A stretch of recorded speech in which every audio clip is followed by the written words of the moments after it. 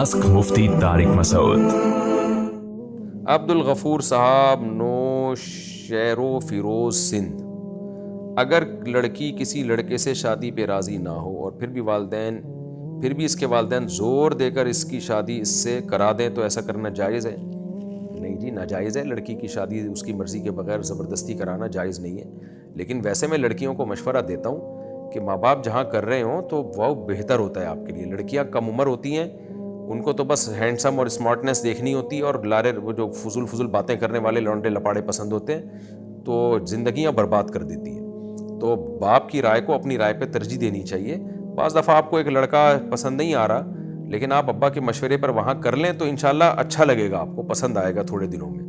دماغ اور دل تو ہر تھوڑی دیر میں چینج ہوتے رہتے ہیں، یہ کوئی اتنا مسئلہ نہیں ہے۔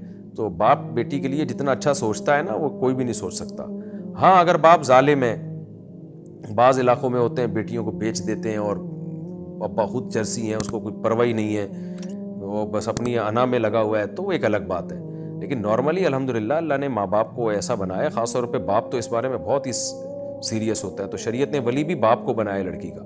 تو جہاں باپ کہہ رہے ہیں لڑکی کو بلا وجہ انکار نہیں کرنا چاہیے، ابا کی رائے کو اپنی رائے پہ ترجیح دینی چاہیے۔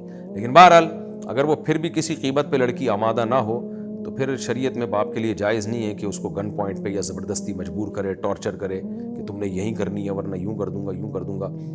تو زبردستی نہیں ہو سکتا، یہ پھر گناہ گار ہوگا۔ لیکن یاد رکھو، لڑکی نے اگر زبان سے قبول کر لیا تو ہو جائے گی شادی، یا منع نہیں کیا، کیونکہ بعض لڑکیاں نکاح ہوتا ہے وہ ایجاب و قبول میں چپ رہتی ہیں، تو کنواری لڑکی اگر چپ بھی رہتی ہے تو حدیث میں آتا ہے اس کی خاموشی بھی اس کی علامت ہے کہ قبول کر لیا اس نے۔